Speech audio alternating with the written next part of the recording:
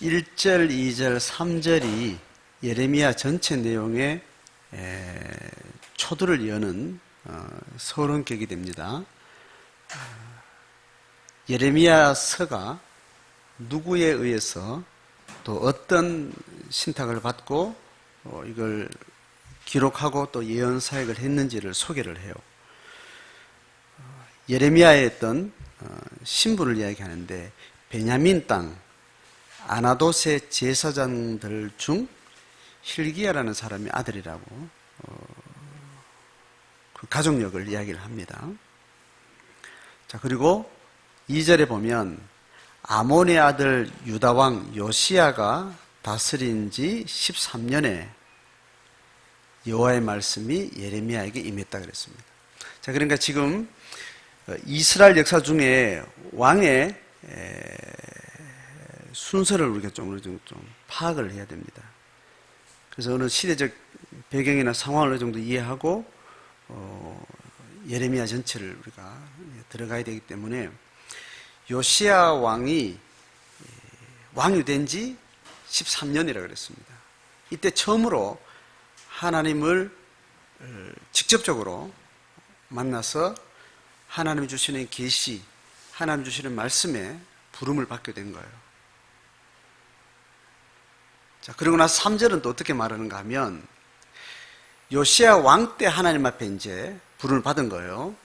그런데 실제로 사역은 언제 했는가 하면 3절에 이야기를 합니다. 같이 읽습니다. 시작.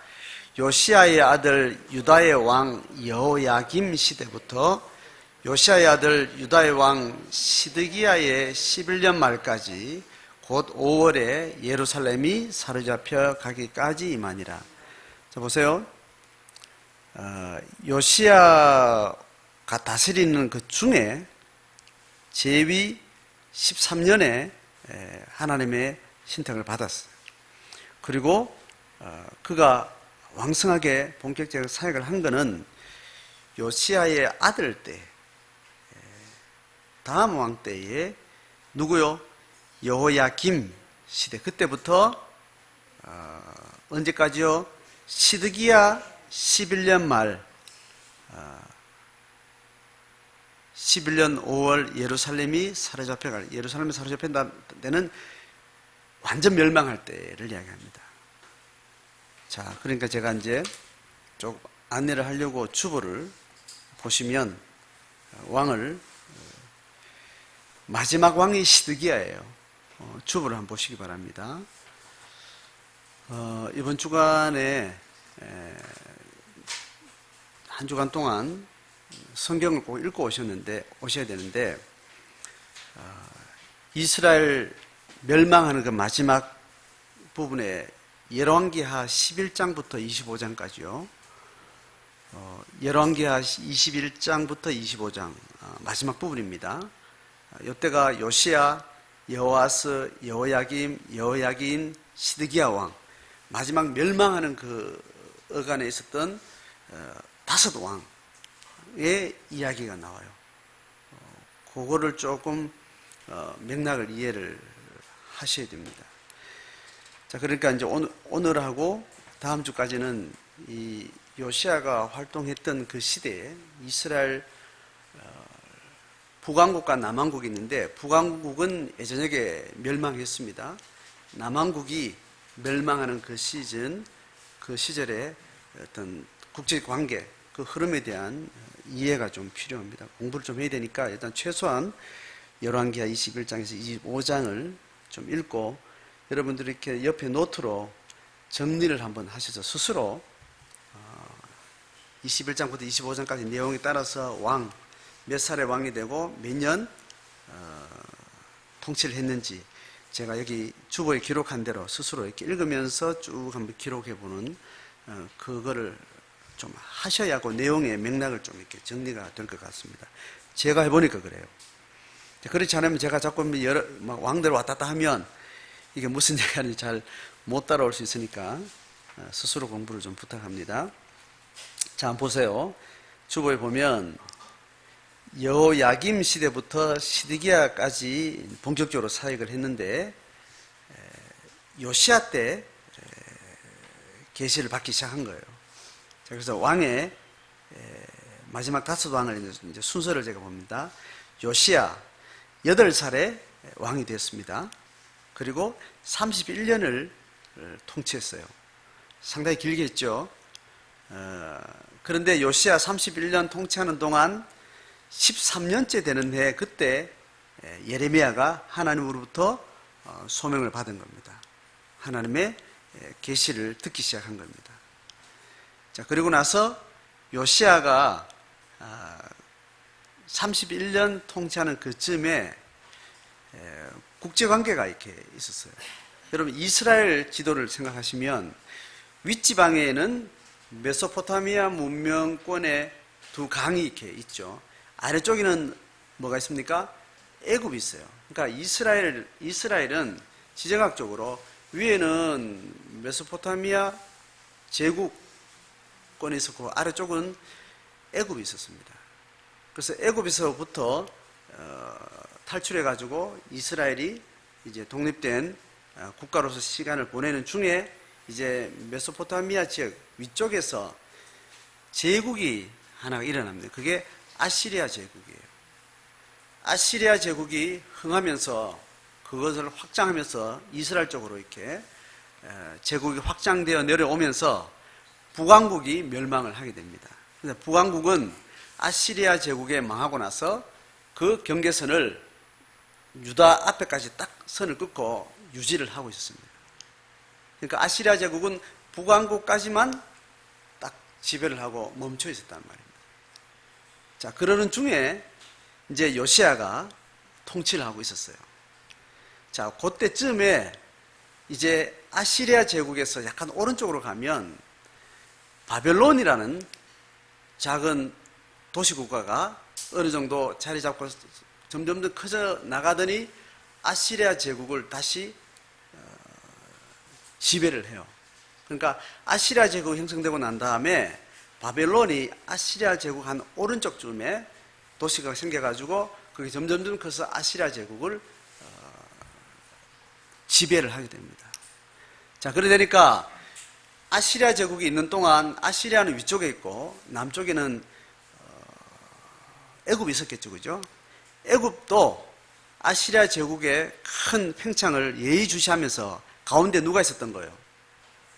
애굽하고 아시리아 제국 사이는 남유다가 중간에 어느 지점을 형성하고 있기 때문에 두 국가의 충돌은 직접적으로 일어나지 않았어요.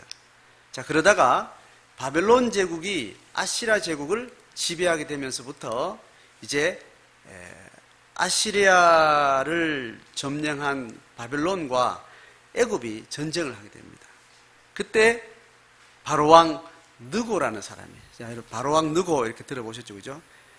열왕기 하 21장, 20장 읽으면 내용이 나오는데 제가 오늘 설명을 여러분 쭉 그냥 따라서 들으시면 좋겠습니다.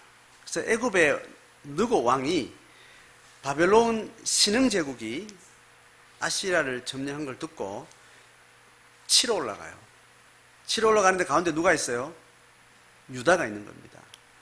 유다가 있는데 이때 유다는 아시리아에게 워낙 당했기 때문에 아시아를 점령해 준 바벨론에 대한 약간 호의적인 마음이 있었습니다. 그런데 그 바벨론을 보니까 상당히 기세가 커서 애국까지 치고 내려올 것 같은 그런 느낌이 드니까 바로왕이 초기에 잡아야 되겠다 싶어서 치러 올라간 거예요. 느고가 올라가는데 누굴 지나가야 돼요? 유다를 지나가야 되는 겁니다. 자, 그럴 때 요시야 통치 31년쯤에 그때 올라오게 된 거예요. 자, 그때 요시야가 길을 비켜주지 않습니다. 왜냐하면 요시야는 아시리아가 악랄한 그 제국에 워낙 되었고 악감정이 있었기 때문에 그걸 대신 먹어준 바벨론에 대한 약간 호감이 있었단 말이죠. 근데 그걸 치러 올라온다니까 못 간다고 막. 그래서 그 전쟁이 일어나게 되면서 그때 느고하고 요시야가 전쟁하면서 요시야가 죽게 돼요. 그러면서 이 요시야가 히스기야 왕 알죠, 그죠? 히스기야 왕 이후에 아주 영적으로 대대적인 개혁을 일으키고 신앙의 새로운 부흥을 일으켰던 몇몇 왕들 중에 마지막 왕이에요. 그래서 요시야가 죽을 때 선지자들이 대성통곡을 하면서 이스라엘의 영적 부흥을 일으켰던 영적인 아주 탁월한 왕이 별이 진 것에 대해서 탄식을 하고 그 시대가 점점 이제 암울해질 것에 대한 불안한 예언들을 이렇게 했던 게 있습니다. 그래서 요시야 왕이 죽고 느고는 치고 건너가서 갈그미스에서 바빌론과 전투를 하게 됩니다. 그 1차 전투를 해요. 갈그미스 전투라고 유명한 전투를 하게 되는데 거기서는 특별한 승패가 기울어지지 않는 상태에서 치고 이제 다시 내려오는 겁니다. 자, 내려오면서 이제 애굽이 요시야를 쳤기 때문에 애굽의 지배 영역 안에 들어가게 됩니다. 그러니까 애굽이 유다를 그냥 그저 뒀다가 가면서 쳤죠. 쳤으니까 애굽의 지배력이 확장된 거예요. 그러니까 애굽이 이스라엘을 다시 유다를 통치를 하게 되는 상황이 된 겁니다. 그래서 위에 올라가서 전쟁을 하고 내려오면서 누굴 세웠는가 하면 애굽의 친애굽 정치를 할 만한 왕을 세우는데 그 왕 이름이 여호야김이에요. 여호야김. 근데 저거 위에 여호아스라고 있죠, 그죠? 여호아스는 전쟁하러 올라가는 3개월 사이에, 갔다가 내려오는 사이에 3개월이 걸렸는데 그 3개월 사이에 요시야가 죽기 때문에 이스라엘 자체 안에서 세운 왕이 여호아스입니다. 3개월 잠깐 앉아있다가 위에서 전쟁하고 내려오면서 느고 왕이 이스라엘 자체에서 세운 왕을 없애고 자기한테 말 잘 듣고 이제 뇌물을 잘 해마다 바치고 그렇게 할 만한 그런 정치적인 어떤 상황을 만들고 나서 여호야김을 세워요. 이 여호야김이 11년을 통치를 합니다. 자, 그러니까 이제 바빌론 제국에 서자마자 애굽이 유다를 독립된 국가 유다 밑에까지 자기 경계를 가지고 있다가 유다까지 먼저 먹고 바빌론하고 딱 맞닥뜨린 전선을 형성하게 된 거예요. 그러니까 애굽하고 바빌론의 틈바구니 사이에서 유다는 애굽의 정복을 당한 상태에 있었던 거예요. 자, 그런데 이 여호야김은 계속 애굽에 의해서 세워졌지만 이스라엘 전체 분위기는 바벨론에게 뭔가 좋은 기대감을 가지고 있었던 겁니다. 자, 그래서 한 3년 동안 여호야김이 애굽에 뭔가를 이렇게 호의적으로 뭔가를 계속 하고 있다가 3년 만에 배신을 해요. 배신하게 되고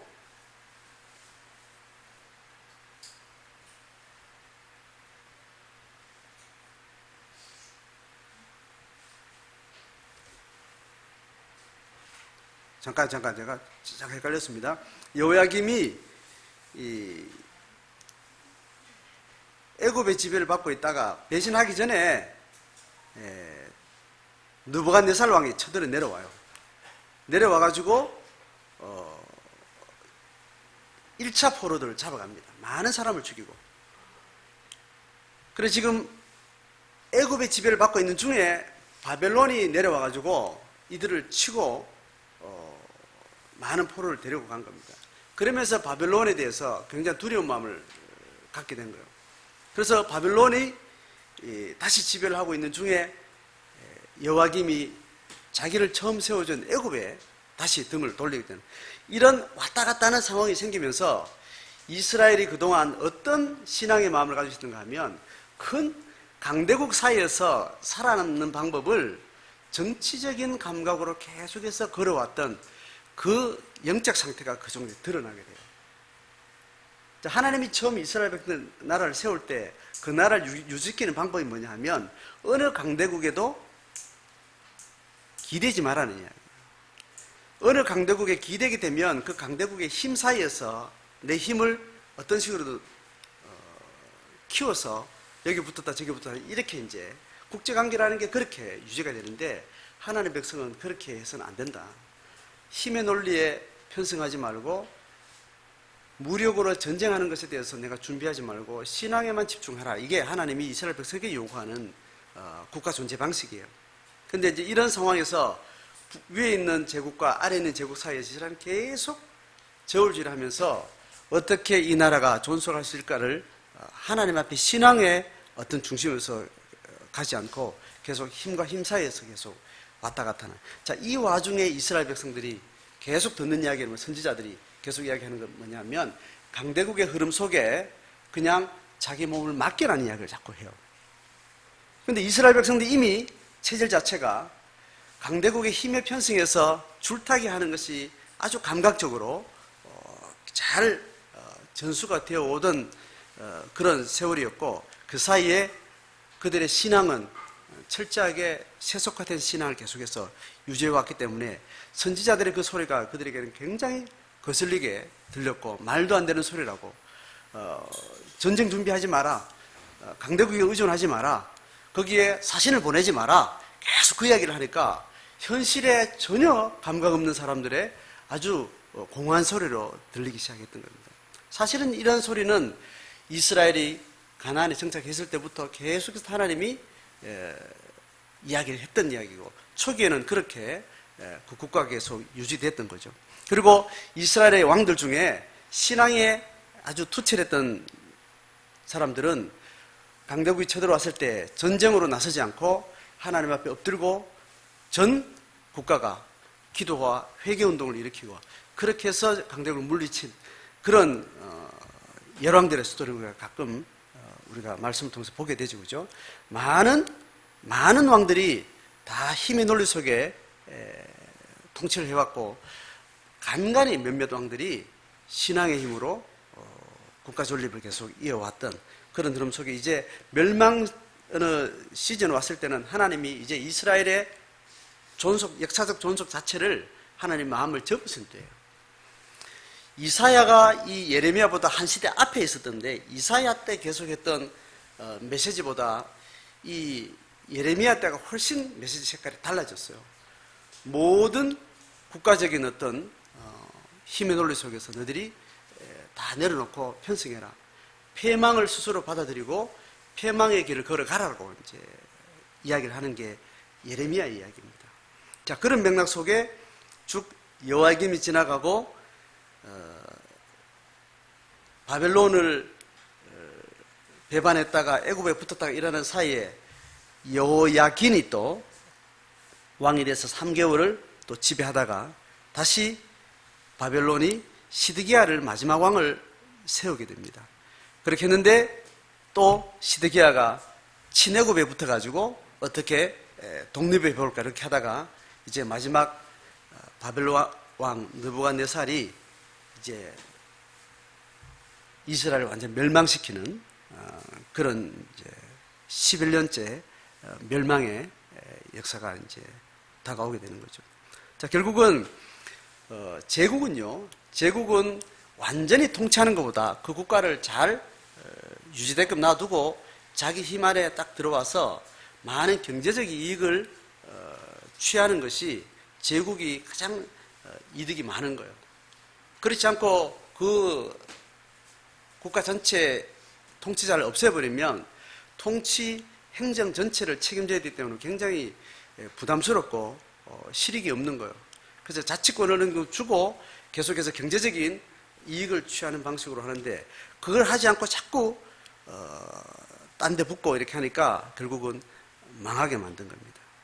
자, 그 흐름 속에 지금 예레미야서가 진행이 되고 있습니다.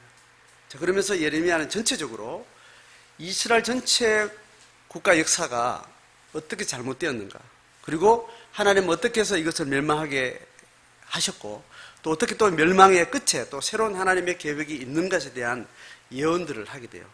자, 그러면서 이제 예레미야가 아주 신약 시대에 일어날 수 있는 아주 이해하기 힘든, 이스라엘로서는 굉장히 이해하기 힘든 그런 예언들을 많이 하게 되죠. 그래서 이제 그런 내용들이 진행이 되게 됩니다. 자, 그렇게 해서 왕의 마지막 스토리를 여러분께서 열왕기하 21장부터 25장까지 좀 읽어 오시면 전체 흐름의 맥락을 좀 알 수 있겠습니다. 자, 다시 이제 본문으로 가겠습니다. 자, 6절 보세요. 6절 보면 5절부터 이렇게 이야기합니다. 부를 때 이렇게 하면 내가 너를 모태에서 짓기 전에 너를 알았고 네가 배에서 나오기 전에 내가 너를 성별하였고 너를 여러 나라의 선지자로 세웠노라. 자, 태생부터 시작해서 너를 구별해서 내가 너를 택했다. 그리고 택한 자에게 하나님께서 그 시대의 상황에 맞게 그에게 소명을 준다고 선지자와 예언자로 그를 세웠다는 이야기를 합니다. 이거는 하나님이 구약이나 신약이나 하나님이 계시 역사 속에서 하나님이 특별히 쓰시는 하나님의 영감을 입은 자들에게는 다 이런 맥락 속에서 그를 불러요.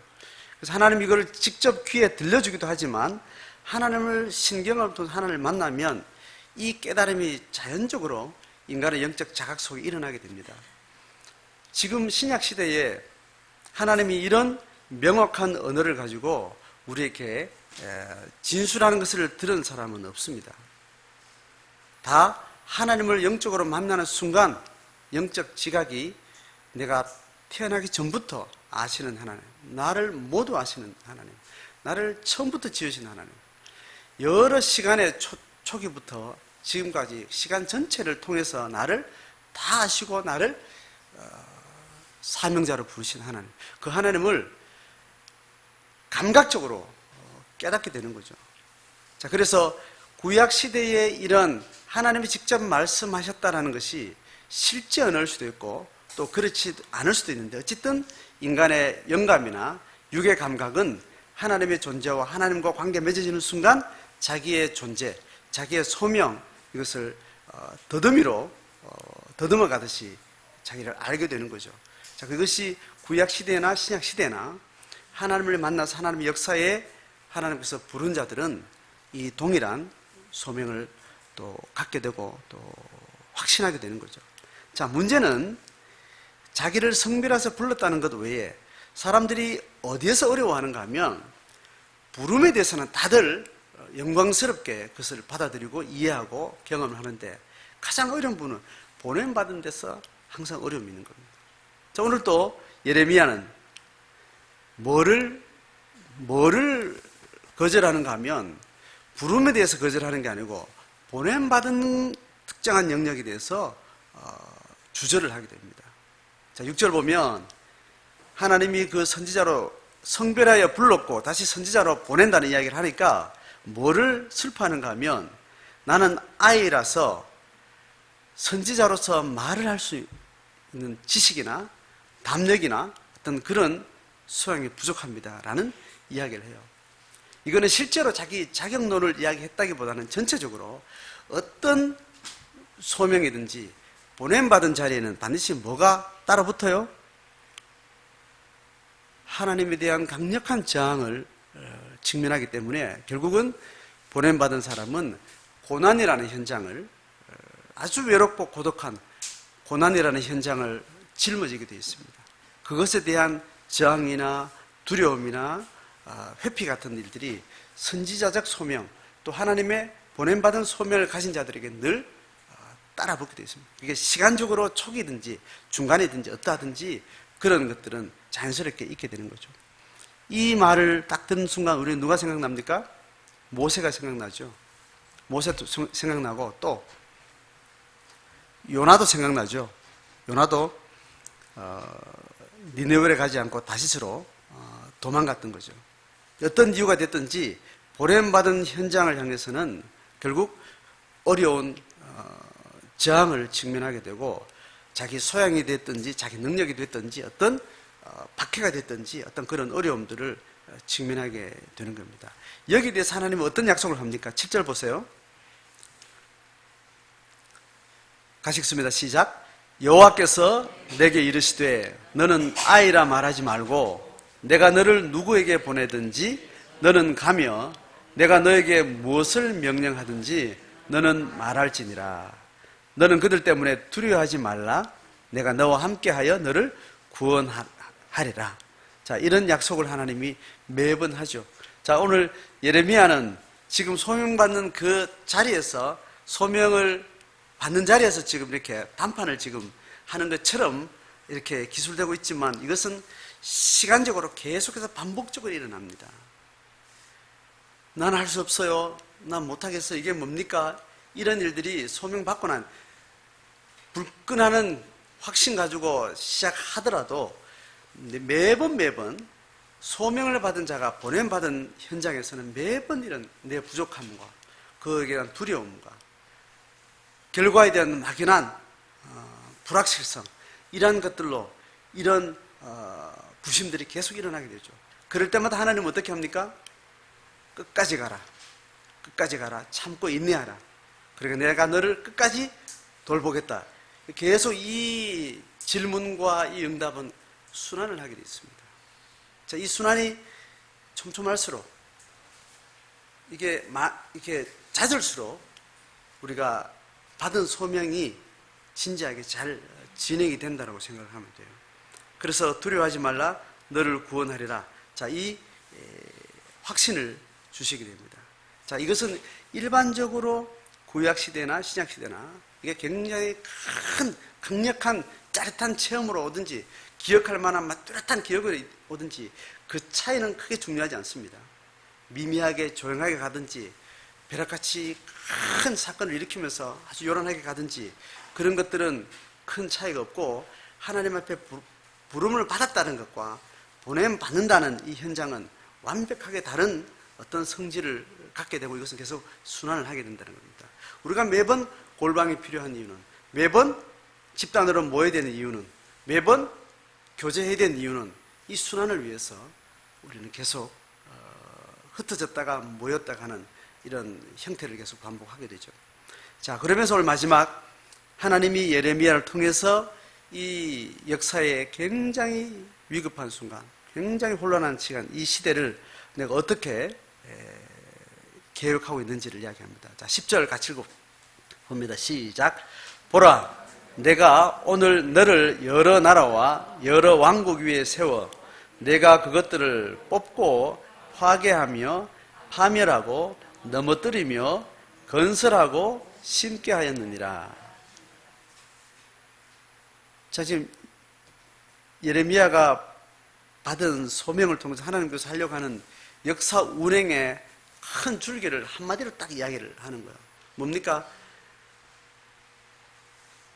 여러 왕국 위에 세웠다는 거예요. 여러 왕국. 그러니까 세계 역사 가운데 너를 세워서 네가 선언하는 것이 대상이 한 나라의 작은 유다 백성인지 모르지만 유다의 존립은 하나님의 피조세계 전체 세계 역사가 흘러가는 그 흐름 속에 하나님이 역사 운행의 절대 주권을 가진 것과 그가 택하신 이스라엘 백성들이 거기서 어떻게 전망의 위기를 이겨내고 하나님 역사 속에 소명받은 집단으로서 그렇게 설 것인가에 대해서 하나님께서 이끌어 가시는데 거기서 하시는 방법이 뭐냐 하면 여러 왕국에 세워서 그 여러 왕국들을 뽑아서 파괴하고 파멸하고 넘어뜨리고 망하게 하겠다는 이야기죠.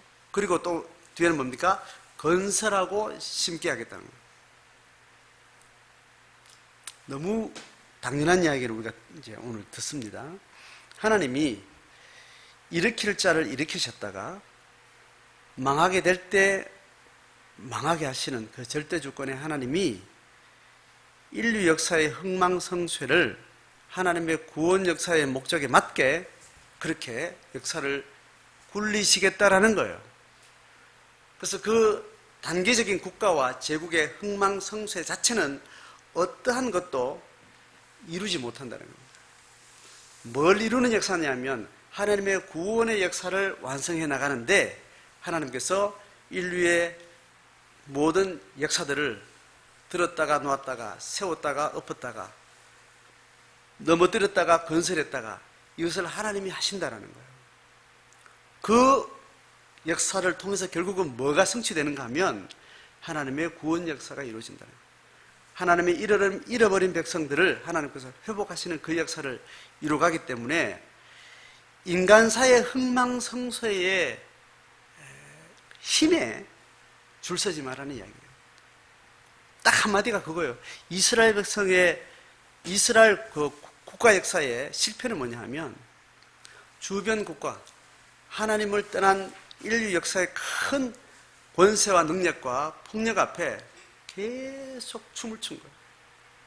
흔들리지 않는 그 하나님과 언약 관계를 맺고 나서 거기에만 초점 맞추고 세상의 큰 힘을 넘어서라고 이야기한 것이 하나님이 이스라엘 백성들에게 요구했던 질문이에요. 요청이에요. 그런데 이스라엘 백성들의 역사는 그것을 실패한 거죠. 그래서 하나님이 이스라엘 역사를 길게 국가를 세워둔 채로 하나님께서 보여준 하나님의 역사에 어떤 메시지가 있고, 이것이 어느 시점에 돼서 이걸 망가뜨리고 망하게 해서 실제적인 국가 형태가 아닌 영적인 국가를 만들려고 하는 새로운 하나님의 계획이 이제 시작되는 시점이에요. 그래서 물리적인 국가로서 보여주셨던 하나님의 계시의 시청각적인 모든 스토리는 끝이 난 겁니다. 그러고 나서 이제는 제국의 식민지로서 이스라엘 백성들이 다시 한번 국가의 형태로 다시 한번 회복되지 않습니다. 그러고 나서 예수님의 시대 올 때까지 제국은 엄청난 변화들을 이끌고 아시리아 제국, 그 다음에 바벨론 제국, 그 다음에 페르시아 제국, 그 다음에 알렉산더 대왕의 헬라 제국, 그 다음에 로마 제국, 이 5개 제국이 이스라엘 백성들의 구약시기에 2경륜이 끝나고 3경륜이 준비되어진 그 시대에 인류 역사에서 중요한 제국의 5개 이야기예요. 자, 이 스토리를 우리가 잘 알아야 예수님 시대에 어떠한 구약의 계시 시대가 끝나고 신약 시대 영적 국가가 세워지는가에 대한 어떤 그 스토리를 우리가 잘 이해할 수 있게 됩니다. 그래서 예언서 시대에 일어났던 그 국가의 흐름들, 그 속에 있었던 예언자들의 묵시가 있어요. 묵시. 그 묵시가 신약 시대를 예언하는 그런 내용들이에요. 그 내용이 구약 시대를 어떻게 이해를 해야 되고, 구약의 하나님 계시를 어떻게 이해해야 되고, 신약의 계시를 하나님께 어떻게 이해해야 되는지를 잘 이해하려면 이 선지자들이 했던 묵시 문학, 그 예언서들을 잘 이해를 하는 게 이제 필요합니다. 그러니까 이 제국의 5가지 흐름 속에 이 중간 역사를 우리가 잘 이해를 하는 게 필요합니다.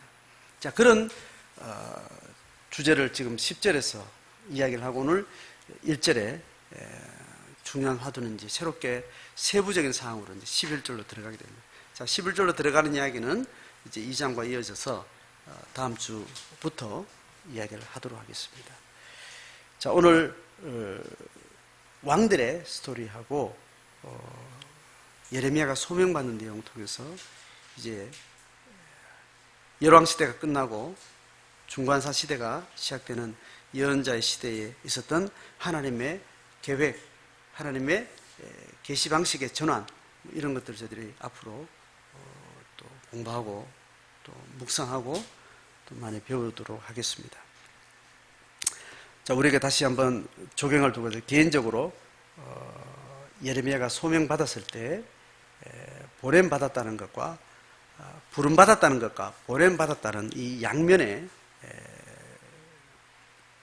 두 측면을 여러분 좀 생각하면 좋겠고, 개인이 살아가는 삶은 국가와 역사 전체를 하나님께서 제국과 함께 인류 역사 전체를 통치하시는 방식으로 모든 힘의 근원이 하나님께 수렴되도록 우리를 부르시고 있다는 큰 시각의 어떤 이야기들을 지금 하고 있는데, 이것을 저희들이 마음속에 새기면서 우리가 개인 한 국가의 한 시민으로 사는 개인으로서 우리가 살아가고 있지만, 하나님이 우리를 부르는 순간 하나님의 큰 거시적인 역사를 전망할 수 있어야 됩니다. 아주 미시적인 자기 삶에 깊이 들어와야 되지만 거시적으로 하나님의 큰 역사 섭리에 대한 시각을 동시에 가져야 됩니다. 이 두 가지가 크게 미시와 거시를 동시에 우리가 갖지 않으면 미시에 갇히게 되고 거시에 또 떠밀려서 우리가 어떻게 개인적으로 살면서 또 어떻게 하나님의 나라의 삶을 사는지에 대해서 우리가 놓칠 수 있기 때문에 그 두 가지 시각의 어떤 큰 흐름들을 좀 기억하시면서 하나님, 내 개인이 미시적으로 내 삶에 깊이 집중하는 것들이 있지만, 아주 작은 일상에 집중하는 것 있지만, 하나님의 큰 역사 운행에 대한 거시적인 시각을 가질 수 있도록 그런 마음을 가지고 좀 기도하고 예레미야서를 우리가 공부하고 묵상하면 좋겠습니다.